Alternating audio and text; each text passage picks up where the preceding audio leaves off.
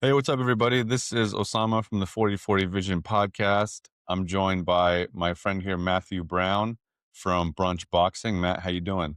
Hey, I'm doing good, man. Thank you for having me on the show, man. It's been a long time. I can't wait.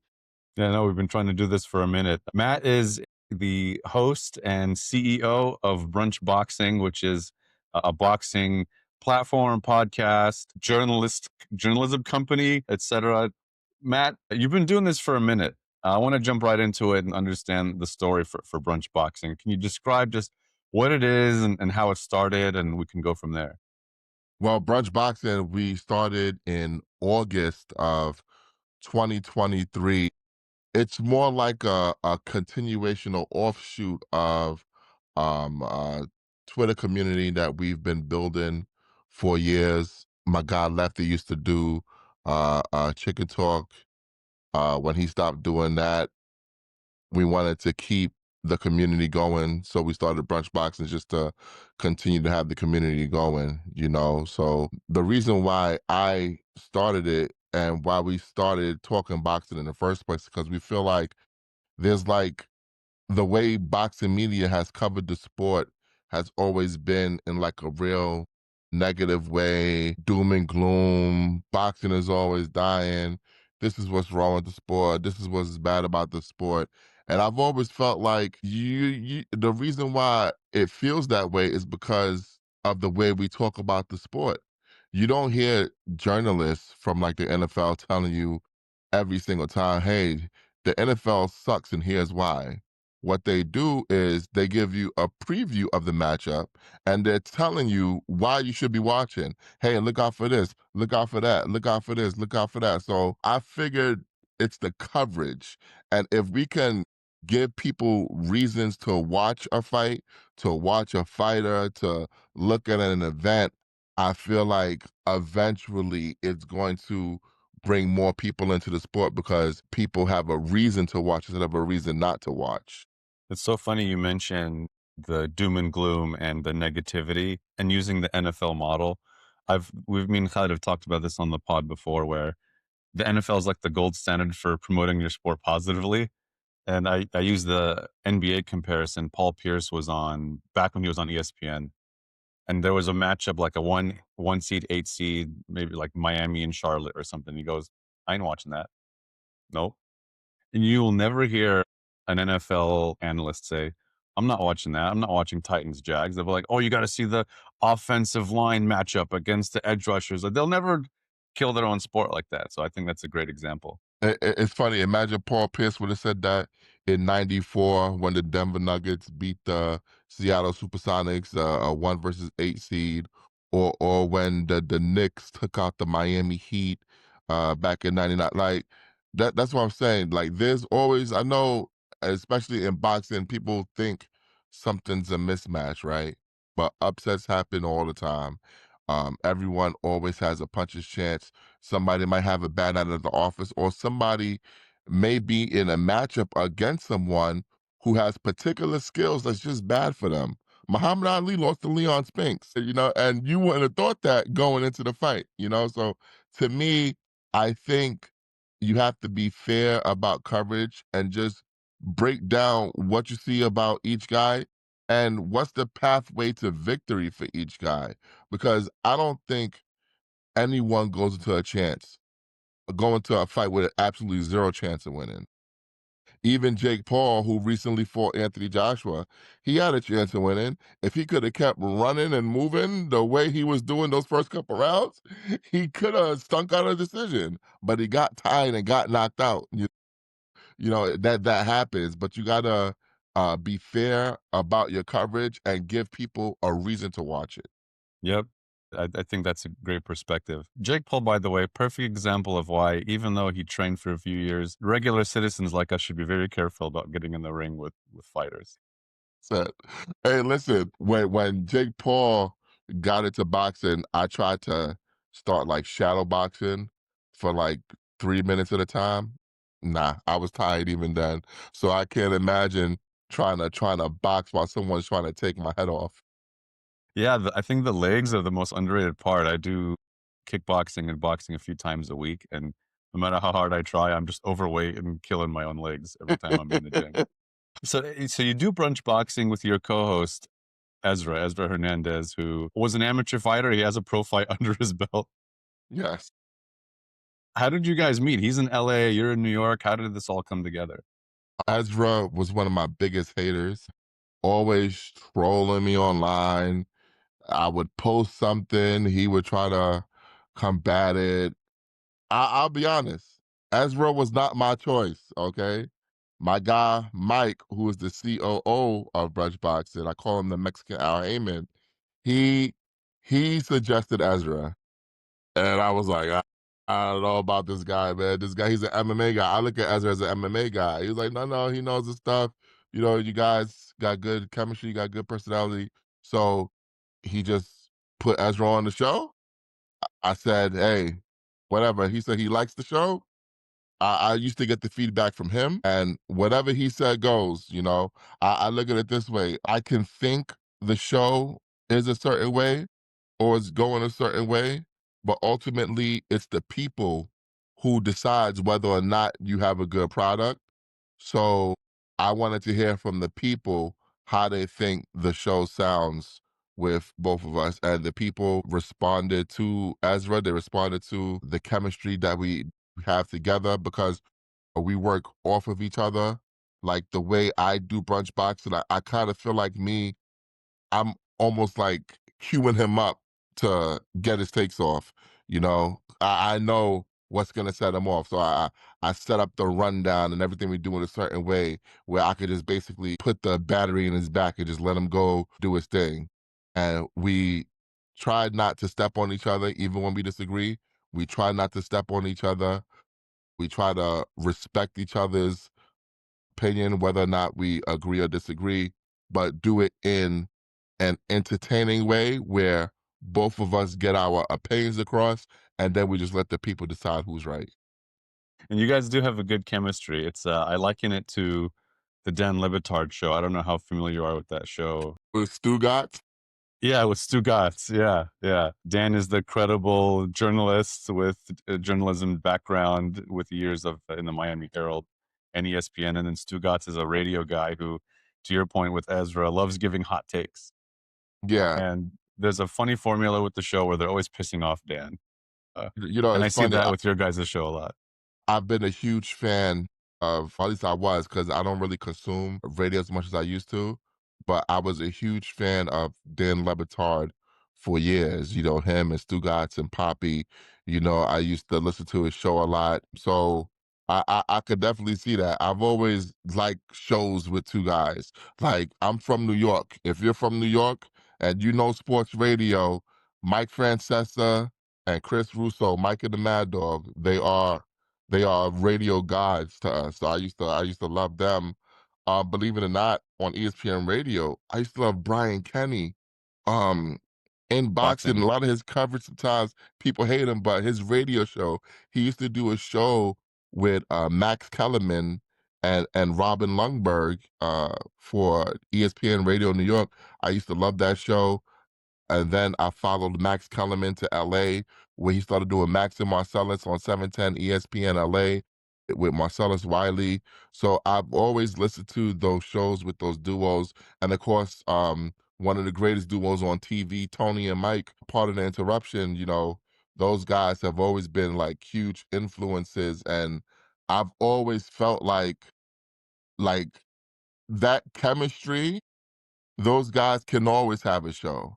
And if you notice, a lot of these shows, they don't rely on interviews. So when I did Brunch Boxing, I wanted to do a show where it's driven by the host and our personality, our chemistry, the way we talk about things and make things palatable for the listener instead of having to rely on, look, we got Deontay Wilder today. We got David Benavidez today. Yeah, it's great to get guests, but to me, if you're just an interview-based show, especially when you're not famous, and me and Ezra were not famous by any stretch of the imagination, then once those interviews dry up, then what do you have? So we wanted to make a personality-driven platform, and hey, if we happen to get interviews here and there, so be it. That's great. Now we've happened to have like over 100 interviews in like just over 2 years. So we've been very lucky in that regard. But that's not what our show is. Our show is me and Ezra and the cast of characters that join the show and the community. And I think the community building part is actually really interesting. You guys do a really good job of keeping the audience engaged, letting them speak during the show. There's a lot of folks that aren't a part of the show. If you look at comments, live chats, etc., that are in on all of the bits. How did like? Can you talk a bit more about the community building? Well, that's the most important aspect because and I hate to bring up boxing writers' names, but a guy like Dan Rayfield, I used to be a big fan of Dan Rayfield, man. I used to go on his ESPN chats every Friday at noon when they used to have that on the ESPN Sports Nation part of their website. But guess what? Dan Rayfield has me blocked on Twitter, and I have Dan Rayfield blocked on Twitter. Why is that? I said, hey, Dan, you don't got to be a jerk to that guy asking you a question. He's just asking you a damn question. You're the insider.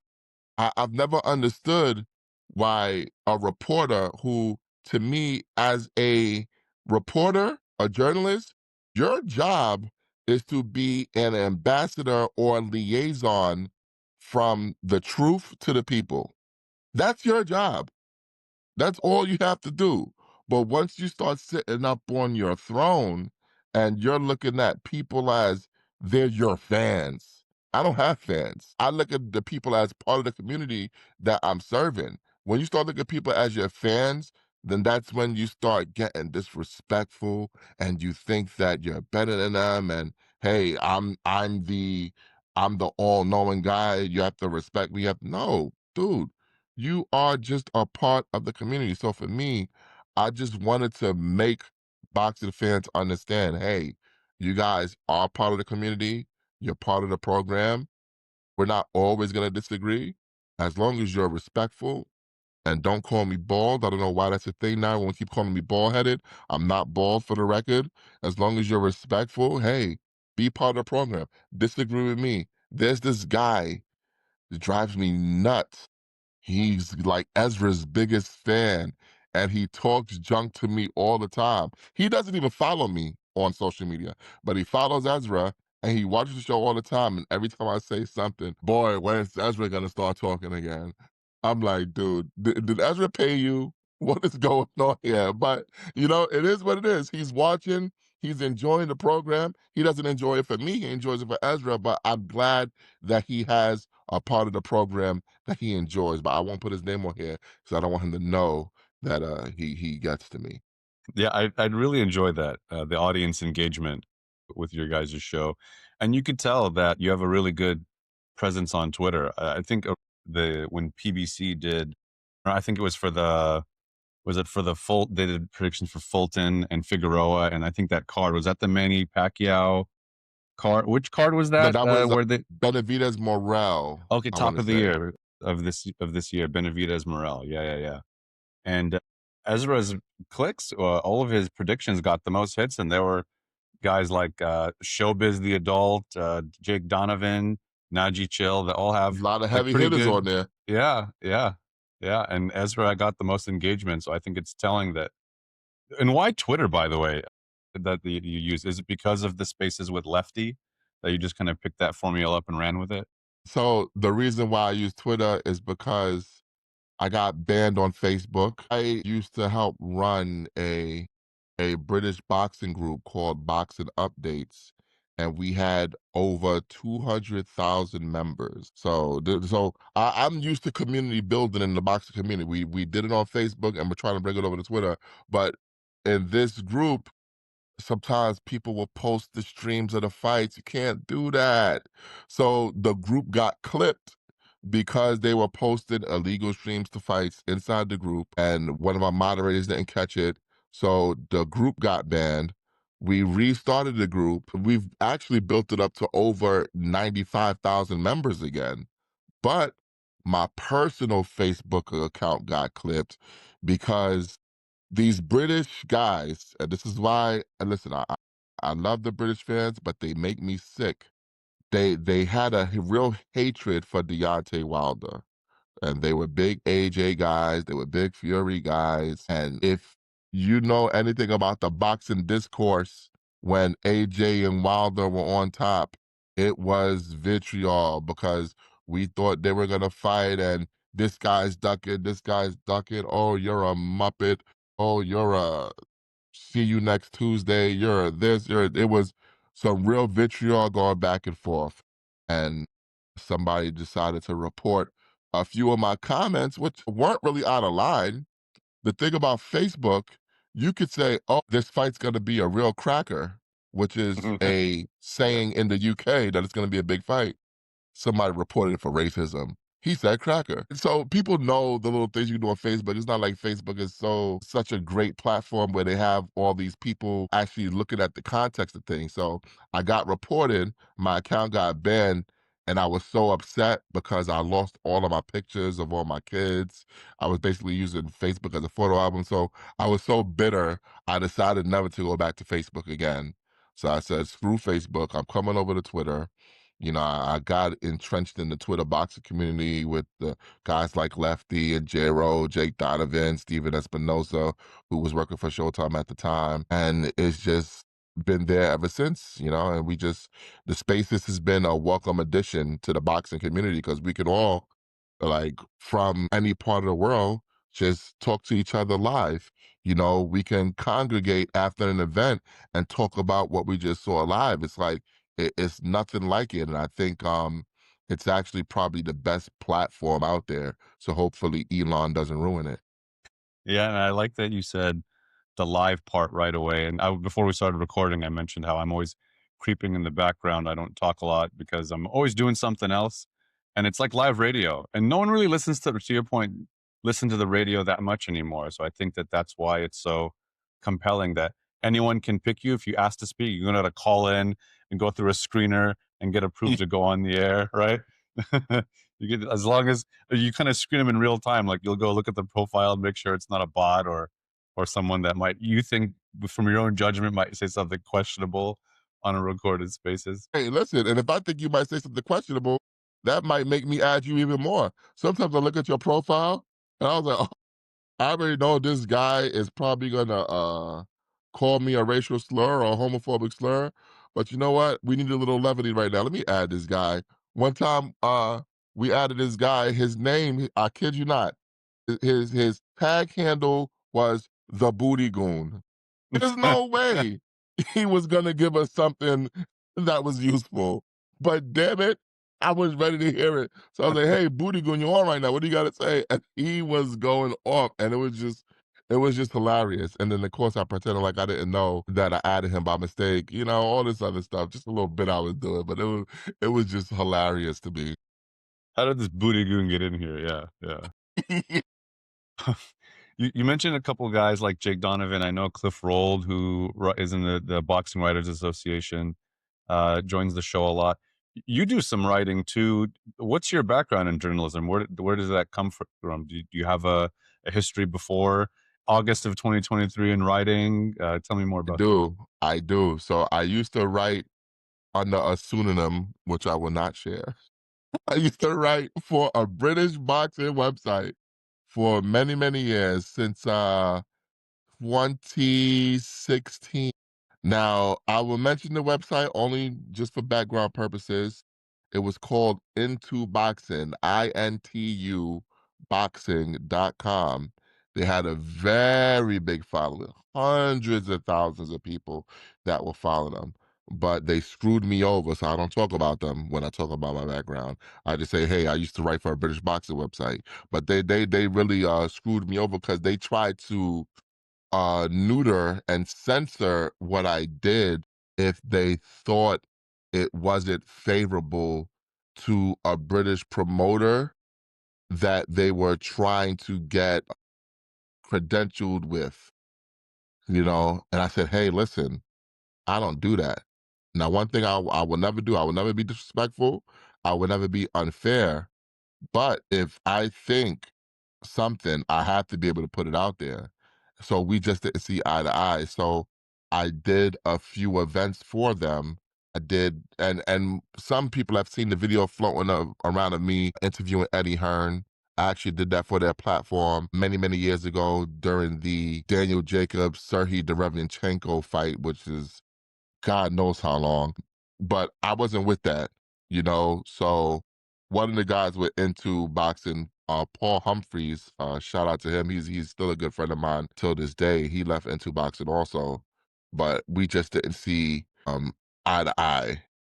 And his guy that was with him didn't like my brand of writing, my brand of commentary. So I started doing some freelance work here or there with my guy James Bell of the Boxing Source. He runs the Boxing Source, and he I consider him my mentor. So he had me doing a few events from him here and there. Sometimes I'll write a little recap, take a few pictures, things of that nature.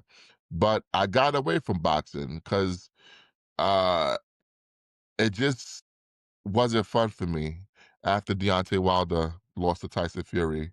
It just wasn't fun. That honestly broke my heart. That broke my heart. It broke my heart. It wasn't fun for me. I wasn't having fun covering boxing, anything like this. So I was like, you know what?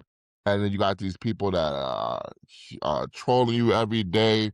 You know, it's taking me years to build up the thick skin because sometimes it does wear on you when any little thing that you write, anything little thing that you talk about, you have a million people telling you 10 different ways how you suck.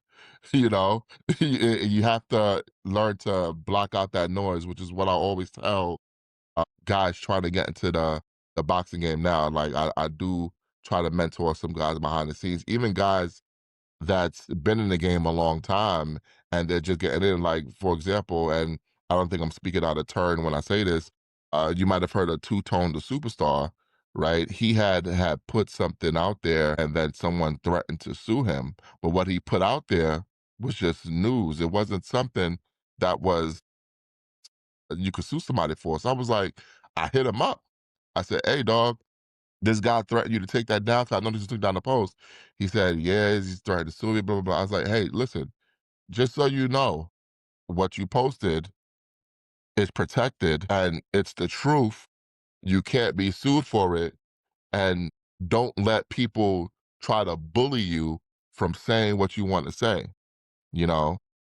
And he really was very receptive to that. Like a lot of people don't know that about me. Like I will go behind the scenes and talk to people because I know what it's like when you have people trying to basically extinguish what you're trying to say. And we've had that a lot of times in Brunch Boxing. We can get into it if you want. I don't mind talking about it because, you know, it is what it is. But yeah, that's how I got into journalism. I got back into it because I just I felt like we needed to cover the sport, but I love boxing so much since a kid. And there's so many good things going on in the sport of boxing. But at the time, and even sometimes today, you wouldn't know it by the tenor of the coverage, by the tone of the coverage. So I was like, you know what? I have to do something. I know I have the ability. Let me go do this. You know, and then I have a brother who passed away last year, you know, or like, and it wasn't like so long after we started Brunch Boxing where he had fell sick, and he just told me, "Hey, listen, go do what you want to do with your life. If you want to pursue this, go pursue it, go do it, and just put your all into it." And after he passed, it kind of inspired me to like, "Hey, just take this seriously. You know, let's start going full throttle with this. Let's make sure we're always consistent. Let's make sure if we have an interview that we are over prepared. Let's make sure that when we do a show every Saturday, that we're over prepared. We don't just do things off the fly. We have a real rundown. We have topics that we stick to, things that we want to get across. Now, we don't script every portion of the show out. We want it to flow naturally, but we make sure that we're over prepared, we're well informed, and if you mess up, you better put your hand up and say that you messed up. Yeah, yeah. Sorry to hear about your brother, Matt. Appreciate it, man. Yeah, yeah. So now that you've really leaned in, it's been almost 2.5 years. Is there anything that surprised you about what it's like to cover boxing in the way that you've been doing it pretty much full time? Yeah. What surprises me is the amount of backbiting that there is in boxing media. And I would have never thought that, you know. Thank God for guys like Cliff Roll and Jake Donovan, who we mentioned before, who have been nothing but good to me since I started covering the sport, nothing but encouraging. And, a guy like Jake Donovan, who used to work for Ring Magazine, now works with Boxing Scene again. Hey, if I put something out that's maybe not worded correctly, or it's like in a certain tone where it kind of crosses journalistic ethical lines, he's the guy that would hit me up. Hey, listen, this thing that you wrote, perhaps you should have worded it this way, or maybe this shouldn't be part of it.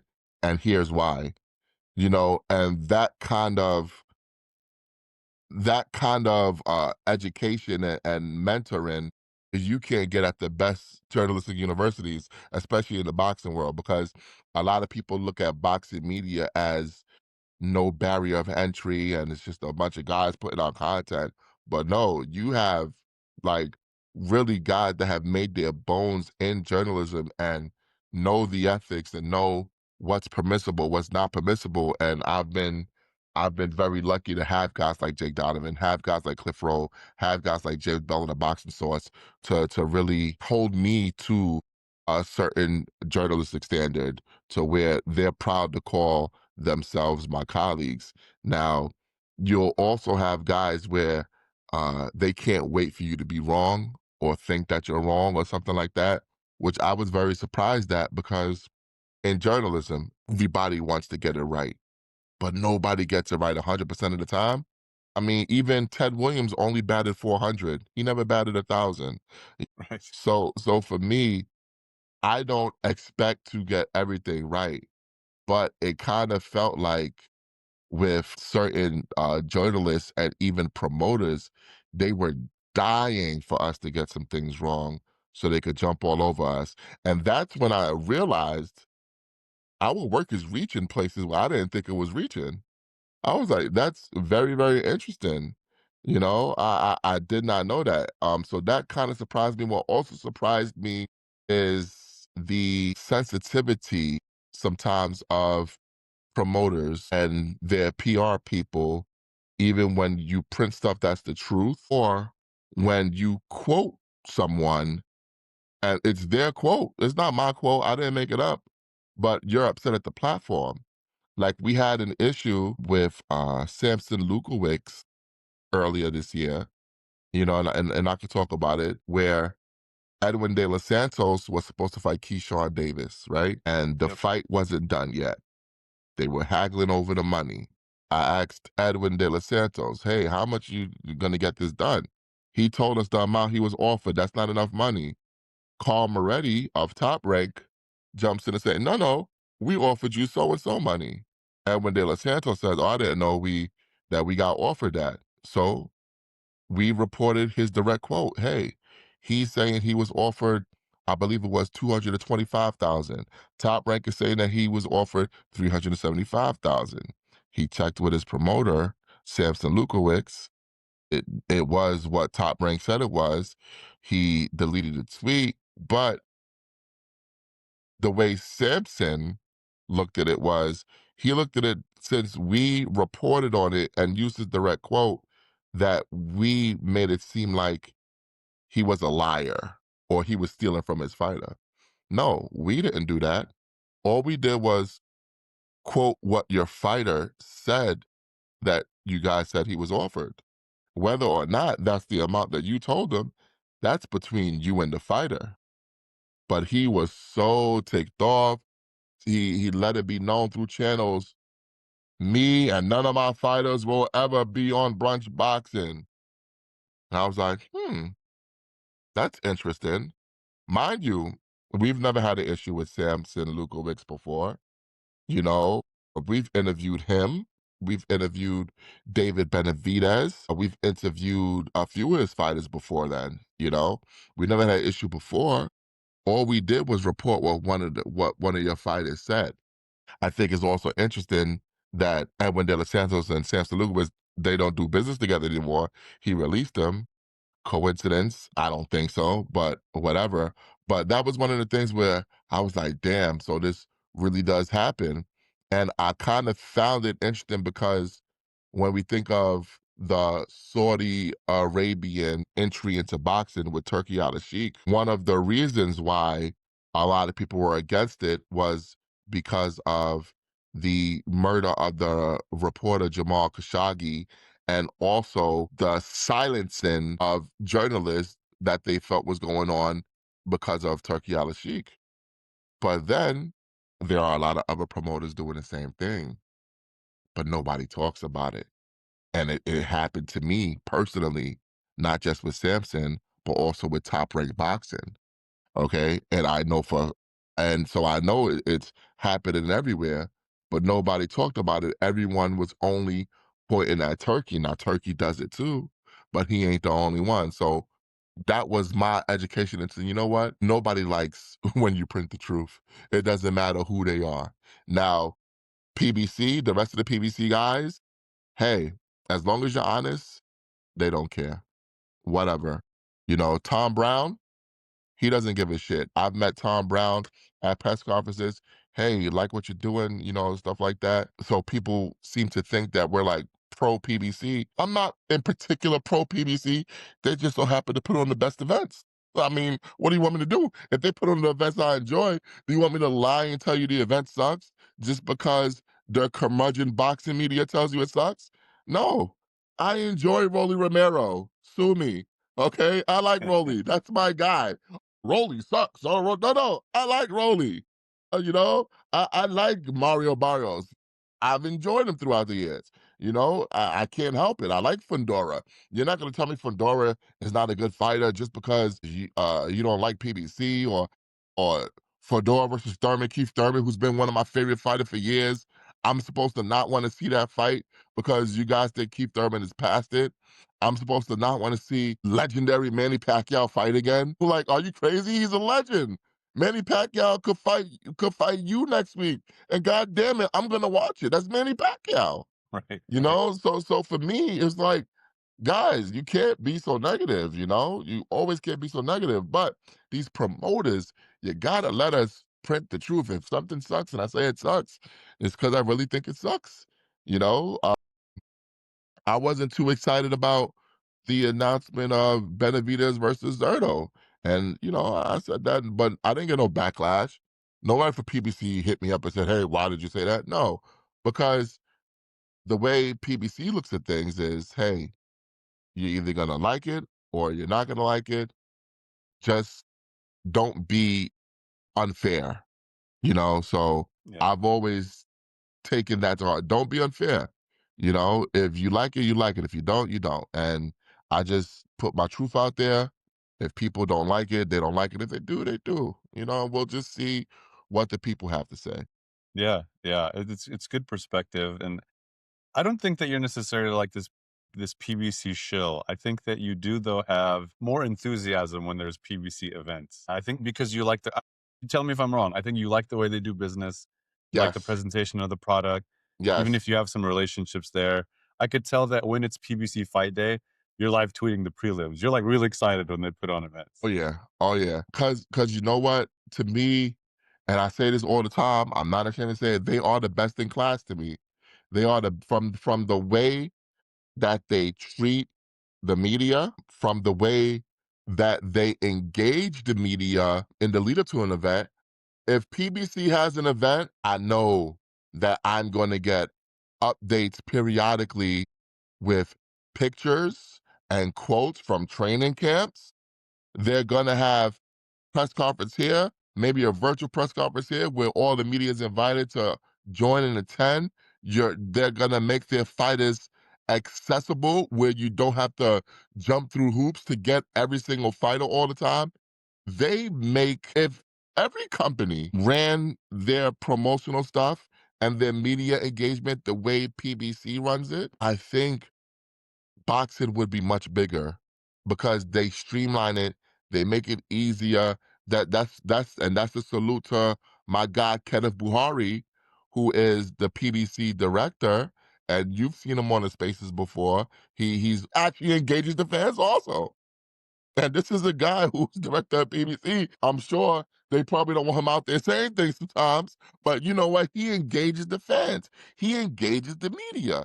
And he's always fair. Even when some people are unfair about PPC, he don't lash out at them. He don't say nothing crazy. Now I'm sure privately maybe he's stewing. Maybe he's probably like, hey, that son of a why would he say something like that? That's not true or that's unfair. That's not a right thing to say, but nothing but professional.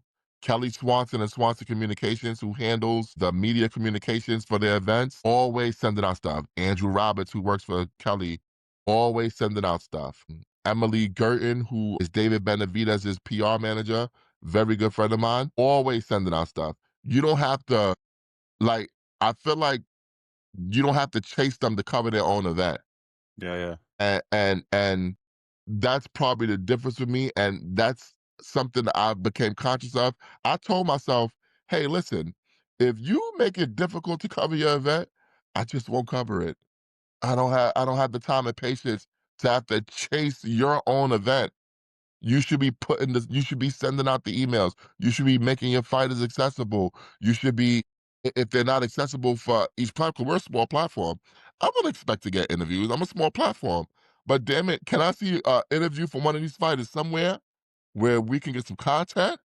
Something, Sure. and some of these companies they don't do that and they don't care to understand that. But I think PBC has been very good at that. So, like I said, salute to Kenneth Bahari and his team because they get it. They get it. And that's why I respect them. That's why I cover them with enthusiasm because they make it enjoyable to cover them. They make it easy to cover them. And I never have to chase them for anything. And even though I did mention Top Rank earlier, I got to give a shout out to Top Rank because Evan Korn be on top of things. Even though me and Evan Korn, we don't see eye to eye all the time, even though sometimes he's like giving me the business. "Oh, why would you say that? Oh, you better be careful when you print this. Don't print that." You know, Evan Korn has at least been willing to engage in a respectful dialogue, and I don't have any issues covering top rank events because of him. So, you know, just because people don't agree with you, don't mean that they have to make it difficult. You got some people, and I hate to bring up Turkey Al Sheikh again, you got some journalists who are banned from covering any ring or Riyadh shows. My guy Jake Donovan, who's one of the best in the business, cannot get credentialed to a Riyadh or ring show. Boxing scene, who to me is one of the biggest websites in the history of the sport of boxing, we've all been on boxing scene for many, many years. They can't get credentialed to a Ring magazine or Riyadh Caesar show. And I don't think that's right. So I speak out about it, from a journalistic side. It's just that I feel like I'm starting to yell into a void where there's not enough people that give a shit about it, and even people within the industry that don't give a shit about it to where they're speaking up about it because they're afraid of losing access. I'm not afraid of losing access because, like I said, my show is not interview based, it's personality driven. So if I lose access, we will still be here every Saturday morning, 11 a.m. Eastern time. Yep. Yep. And you mentioned access, and I want to pivot to a segment I'm sure you've never done before: how to fix boxing. And so I have a hypothesis, and I want to get your thoughts on this. For me, Okay. and I relate this to basketball a lot, and in terms of accessibility, a lot of folks on Twitter saw that graphic of the NBA's schedule, and it's on a different channel almost every day of the week. Mondays are Peacock and NBC, and Wednesdays are ESPN, and Fridays are Amazon. And although those are widely available platforms, it's like I got to jump around, which is why on Christmas Day, I just caught this the other day. All the games were on ABC, which was great. I didn't have to even think about it, right? So boxing is for the most part, on the zone. A lot of the fights are on the zone, which you'd think is a good thing. My hypothesis is the zone is a strong European presence. They have rights to a lot of soccer, like the Champions League and Bundesliga, that rights that we don't really get here in the States. We get darts and some other sports that I don't think people are paying $45 a month to watch. You're really just getting boxing. My hypothesis is the zone is not popular enough to make the sport as accessible as boxing fans as we'd like it to be. I don't know about you. You might have a better circle. I'm very alone in terms of wanting to talk boxing with people. I don't have anywhere. I should probably jump in your spaces more because I'm just yelling at the ceiling a lot. Yeah, listen, I only talk boxing with you guys. I only talk boxing with you guys. Up until this Jake Paul Anthony Joshua fight, no one in my life has ever asked me about boxing. So you are preaching to the choir. So what do you think about this with the zone? What is it? Is that the issue? Is it that the platform is not accessible enough? What do you think is missing that we're only waiting for big fights? There's not enough for your Boots Ennis's, where this is a talented fighter that should be everywhere, but it's not the case. I think what it is like you say, the zone is not popular enough. The zone doesn't even have 1 million subscribers in the US. Okay. So you don't have 1 million subscribers. Now, while we all tune in for boxing, there might be some people that tune into the zone not for boxing, believe it or not. So of those not million subscribers, and to be honest with you, I don't even think they have 500,000 at this point, last time I checked. But of those subscribers, say like if 70% tuning in for boxing. So that's even less. That's even a little bit amount of people. And then it's just the hardcore boxing fans. I'm not gonna miss this no matter what. Oh, like the audience, it's almost as if they're only they're only uh, putting out product to boxing Twitter. Which, as much as I love boxing Twitter, we are just a bubble. We are not the world. We are we are a pimple on a pimple on a pimple on the butt of sports. Okay, so if you're only advertising to those guys, that's where you have the problem. Now, I do see that, you know, what they think is outside engagement is by getting some weird personality from another sport to talk about boxing. It's not the way you do it. What you do is you have to do it corporately. You have to be in places where other people see it. Go advertise on Instagram, go advertise Facebook, advertise on television. They weren't even really advertising on TV a lot, and there was no way to access the zone on TV. And as much as cord cutting is a thing, Yeah. a lot of people still watch TV. A lot of people still watch TV, so you're not advertising there. It's not available there. It's just not enough availability in the US for it to be viable for the health of the sport of boxing. As the zone has gotten more boxing, boxing has shrank more the market. Now Netflix could open that up. A lot of people got Netflix. Netflix could open that up. I was hoping Amazon could open that up with PBC, and while they put out a great product, it's not enough. It's not enough product. We should be getting at the very least a card a month out of Amazon. You know, Yeah. ESPN, they're not exclusive with Top Rank anymore, so they don't have the boxing on it. Like, we need platforms to show boxing, but we don't want to be like the NBA because, like you said, the NBA, you don't know where to watch. That's a big problem. So I need to know where to watch and how to watch, and is it easy to access? And the NBA and boxing have made it not easy to access to Joe Q public. So I think that's one of the issues with boxing. But for me, it's up to me as a journalist to educate people where to find it at. Hey, listen, this is on this channel. That's why usually when there's an event, I put out a post, hey, happening today on this channel. If it happens to be something free, I would even post a link, like with ProBox. I post their link all the time. Hey, check this out.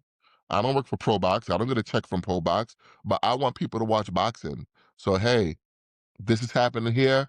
This is where you can see it. The IBA, who I don't always see eye to eye with because they've had issues in the Olympic realm that I kind of found distasteful. But whenever they have an IBA pro event, I make sure I put it out there. Hey, and it's on the IBA channel. Hey, listen, it's on the IBA YouTube. You can watch it for free. Bam, boxing right there. Anybody that's doing boxing, whether or not I agree with you, whether or not I like every piece of product you're putting out, I will put the product out there and let the people decide. But I want people to be aware that boxing is going on and boxing is not just a handful of fighters. Yeah, I think the accessibility is a huge portion of it. If you think about boxing in the 70s and 80s, I think Leon Spinks and Muhammad Ali was on like ABC on a Wednesday night or something Yeah, like that, and yeah, had millions and millions of people watching. So I think it is a problem that I imagine some of these DAZN cards that are put on in the US are getting like 30,000 viewers or something like that. Like, how yeah. many people are watching If it they're lucky. live? Yeah. Yeah, I think they say they have 20 million global subscribers, but that's the world, right? To your point, I yeah, think that maybe they get to 500,000 premium subscribers. It's a huge problem. Just without the accessibility, it's going to stay in a bubble until it gets easier to watch. yeah. But what's the solution? Because Yeah. at the end of the day, I'd rather the zone with their little bit of subscribers be there than not have anyone showing boxing. Yeah. So True. they are what we have for the most part with these companies like Golden Boy, Matchroom, and Queensberry. But we need Amazon to step up. We need Amazon to step up. I want PBC to have a show a month. I need PBC to step up because, like I said, they're the best in class. They have the quality, but now we need to up the quantity a little bit more. As much as I despise TKO because I'm a wrestling fan and I hate that I don't watch WWE anymore because TKO has destroyed the product. As much as I hate TKO, I hope that they are truly committed to the sport of boxing and not to just the enrichment of TKO, because having as many entities interested in boxing is a good thing. But unfortunately, I suspect that they are going to do what they did with the WWE and just make it profitable for them and their shareholders instead of growing the sport of boxing. 100% agree. 100% agree. I think that you can tell when there's a big event, and I know you'll have to use these two words a lot, big event. I think that it's doing a lot of work, but you look at a Jake Paul, Anthony Joshua, Mike Tyson, I hate that it's Jake Paul and Mike Tyson are the ones that we're talking about. But the or Tank Davis, like when boxing has its biggest stars on, there's nothing like it. It's equivalent to the World Cup. It's equivalent to the Super Bowl when you have a massive event. And that's why it's a shame that it doesn't get the recognition it deserves more often. Like how many people watched the Inoue fight the other day? You know, Yeah, how yeah, many you're people right. watched it? It was on it in the West Coast. It was on at like 6 o'clock in the morning.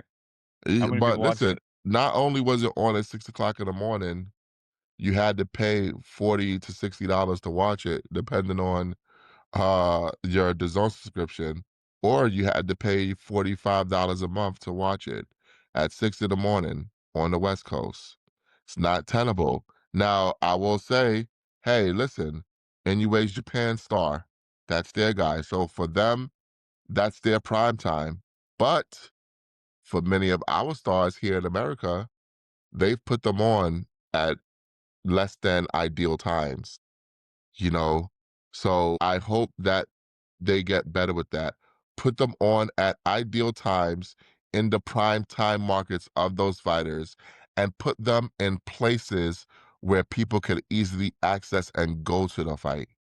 It's very important that we get bodies in the building because atmosphere matters when it comes to sports. If you're in an atmosphere that it feels like, you know, not to use your job, but sitting in a goddamn cubicle, it's not very entertaining. I don't want to watch you sit in a cubicle all day and, everything's all quiet and hush hush and stuff like that. I want to see a raucous crowd, people excited about the action that they're seeing. You're not going to get that if you don't put the fights in the right locations. And I don't mean just Saudi, because some people think that, "Oh, you just don't want fights in Saudi." No, no. I'm not saying don't put any fights in Saudi. There, there's a place for Saudi fights. When you have guys that maybe won't sell anywhere else, but it's a damn good fight. Hey, take that fight to Saudi. Try to build that market to see if they could build up a thirst for boxing consistently. I didn't mind Baturbia Bivol being in Saudi because they weren't going to pay for it here. And up until very recently, they weren't going to pay for it in Russia. So it had to be there. I completely understood that. But Usyk versus Fury, why wasn't that in Wembley Stadium? That should have been in Wembley Stadium. 90,000 fucking screaming drunk maniacs chanting their little soccer chants, whatever they do over there in the UK. Those unruly hooligans, let them have their fun. I do love that Ring's next event, Shakur Stevenson, Teofimo Lopez, at the Square Garden. Shakur Stevenson, he's a local fighter, tri-state area from Newark, New Jersey. Teofimo Lopez, local fighter, born in Brooklyn. Guess what? The tickets are selling. Oh, wow. It's that easy? Like, oh, two guys who are decent stars from the same area fighting each other could sell in that area. Wow. Who would have thought?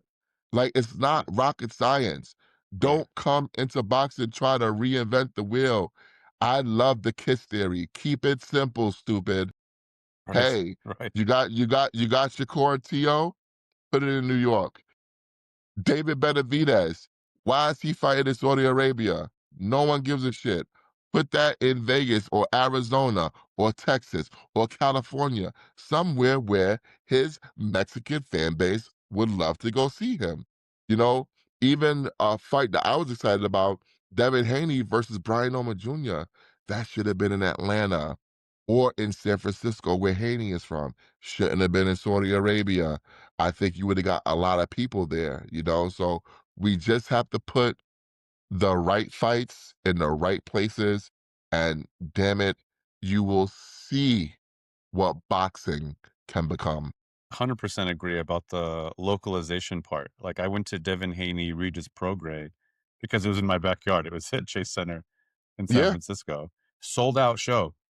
It yeah, was packed in there, and everyone was screaming for Devin Haney like he was the most famous person in the world. If you put it in the right markets, even though I think Eddie Hearn said at the event, it was the first boxing event in San Francisco since Floyd Mayweather at the Cow Palace, which is a venue now that I think it used to be where the Warriors played in the 70s. It's an event yeah. that has like car shows now. Like, it's not a venue for sports anymore.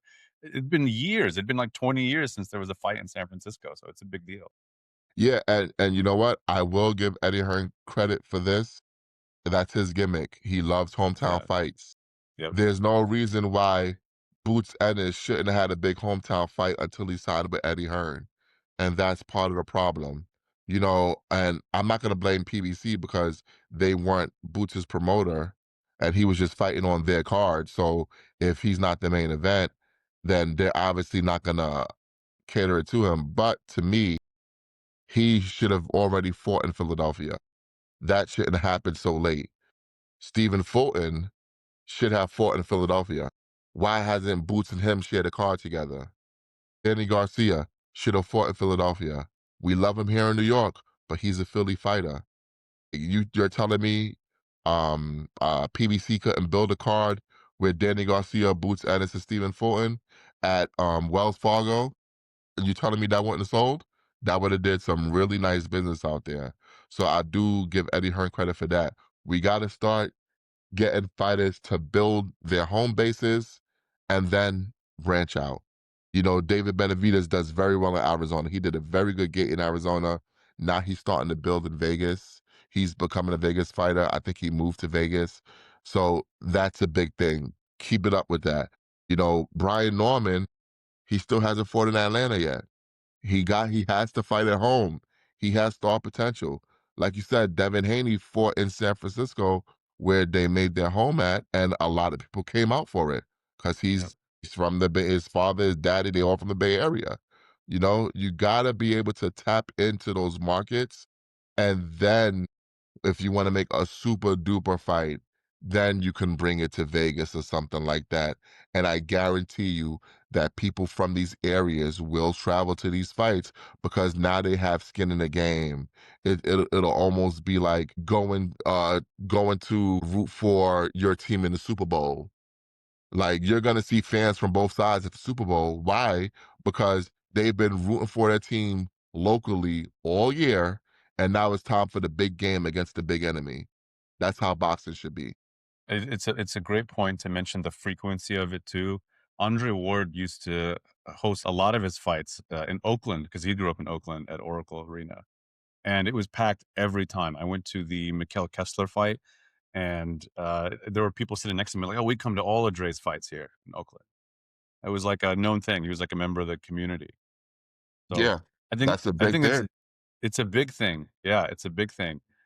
Maybe it's just Bay Area. Maybe I'm just ranting that I want more fights in the Bay Area and I don't travel that No, much. That might no, be why. listen, if you guys have the fighters, hey, have them there. I think that's how it should be. You know, to me, it's a crying shame that the Russells don't fight out of the DMV more. Because I think maybe Gary Antoine would be a bigger star by now if he was fighting out of the DMV more. Just keep building them, building them, building them, building them. You know, and it's good to strategically place them on big undercards. Like if you have a tank fight and that's in Vegas, hey, yeah, strategically place them on there because you know a lot of eyes are going to be out there. You know, build the guys locally, strategically place them in big spots, and then when you got the big event, everyone's going to come together and descend upon a location, and that's how you build the fighters, in my opinion. You know, I think there's a science to this that people aren't really tapping into. I think Eddie Hearn does it on a small level out in the UK. At least he was doing it, and he tries to bring that out here to America. Where he falters is that his undercards are not that great here, and then he doesn't know how to capitalize on the momentum. Like Boots, all right, he did Philly. Now, where's the big fight? Where's the big fight? He needs the big fight.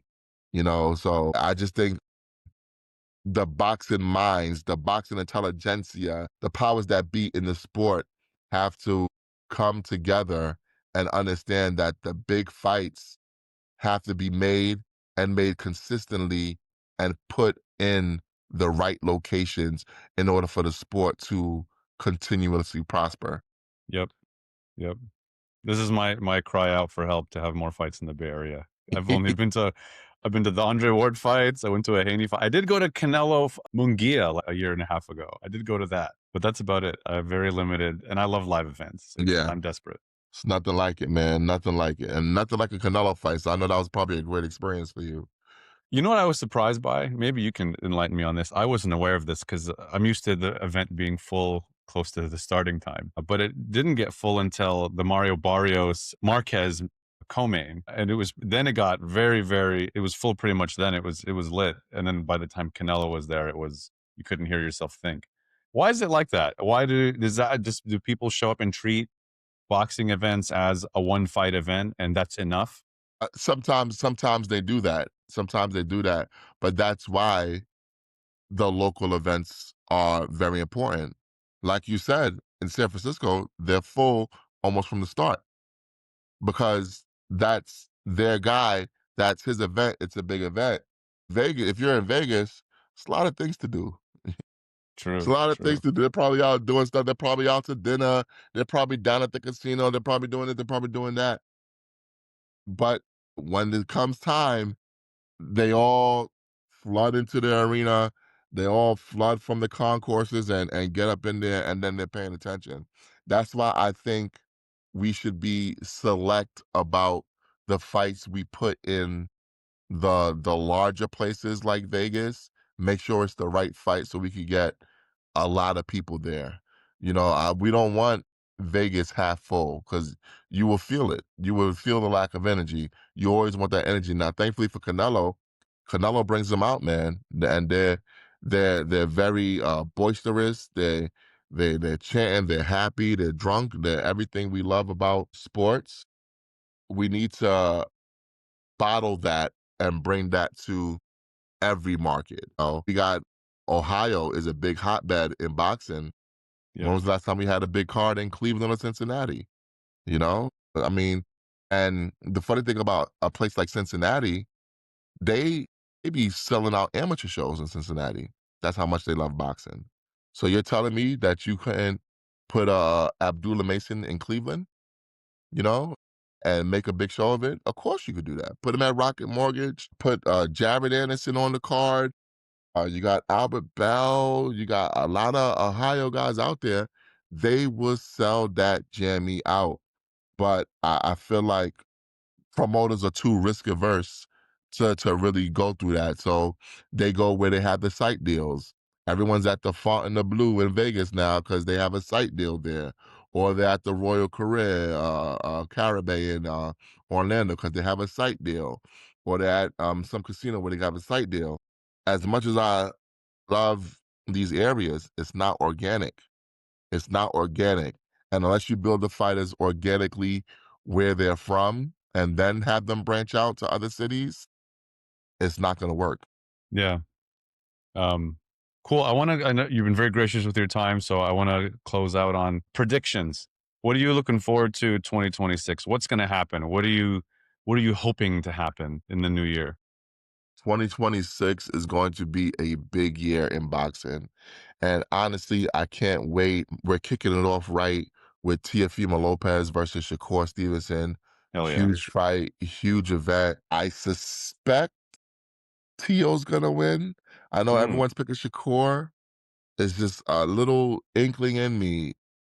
Teofimo Lopez, he he's not consistent, but he shows up in big spots. I'm thinking maybe the kid does it again. You know, it's like a lot of great fights. I think we're gonna see the return of Errol Spence this year, which I think is very important to boxing in Texas and in Vegas. David Benavidez is coming back to the US in May to fight Zerto. Deontay Wilder and Alexander Usyk, they may fight each other. And from what I'm hearing, that fight will be in the United States.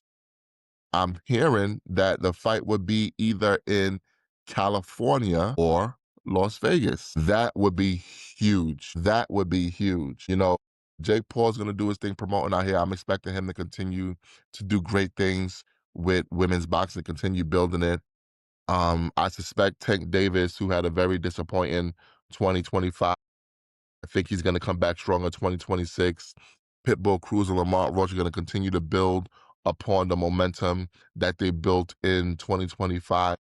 I'm just so excited about all the events that's going to happen in boxing. And I don't want the world to miss it. It's going to be a huge year for boxing from all entities. Turkey Al Sheikh, he's starting to put events in the right place. I love that with the ring events. Eddie Hearn, he's gonna put some of his guys like Boots in the right place. I'm looking forward to that. Top ranked guy Xander Zayas in Puerto Rico, and I'm sure he'll be back in New York in June for in time for Puerto Rican weekend. So they're gonna be putting their guys in the right place. Keyshawn is coming back. Keyshawn is coming back. He's going to be fighting in New York again. He did very well in New York for Valentine's Day. On Valentine's Day weekend in New York, on Valentine's Day, Keyshawn sold out the little room at Madison Square Garden. They were overflowing. And now he's on a card that's going to sell out the big room at Madison Square Garden on the 31st. Hopefully, he can do another fight in the DMV, you know, because he's one of the stars to look out for. There's a lot of good things going on in boxing. We just got to make sure that we highlight it and talk about it and get the casual fan excited for it. right on. I'm looking forward to it too. I ended watching everything after the fact. I have a hard time watching things live. Maybe that's why I'm a shill sucker paying for a DAZN Ultimate subscription because I'm a junkie. I have to watch it. I gotta be able to pause it, rewind it. I don't know. They got me for this year. They got me. But I guarantee you, it's going to be nothing like that live experience when you're in the building. Like, hey, imagine if they do Wilder versus Usyk out there in California where you're at, and you're able to go to that physically. See, hey, ain't no pause and rewinding there, buddy. and Yep. you're gonna have a great time. You're gonna have a great time. Like that's why we need the fights all over the country in these areas. I can't wait to see if they do Joshua versus Fury in the UK. That's gonna be insane out there. It's gonna be insane out there. I want to see what Fabio Wardley could continue to build out there in the UK because he's building up a fan base. Mola Satama, get that kid out there. Let's see what he can do. Like, there's a lot of great fighters in different areas, and I think they're gonna have their best year yet in 2026. Man, I'm here for all of it. Absolutely. Before we sign off, Matt, tell the people where they could find you online. You know I hate doing promo, man. Man. Brunchboxing.com, Brunchboxing on Twitter, Brunchboxing on all social media platforms. Go support Brunchboxing. We are the platform of the people, and we take that seriously. We have a lot of good content for you guys. We got a lot of good interviews coming up in 2026. We interviewed, um, my last count, we interviewed like over 60 fighters and people in boxing in 2025, and it's only going to get bigger in 2026, where we're going to keep growing, we're going to keep spreading uh the sport of boxing like it's the gospel.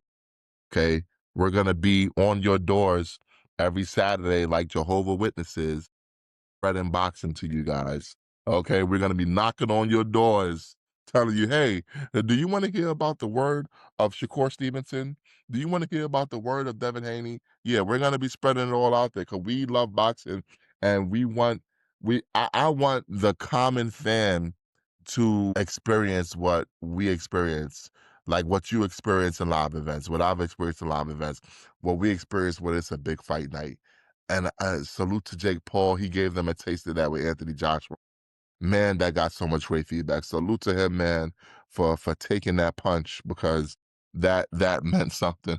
That Listen, everyone was disappointed with how long the fight went, but it showed that citizens should not be in there with guys like Anthony Joshua. At the end of the yeah. day, Jake Paul's a rich guy who tried hard, and he shouldn't have been in there though.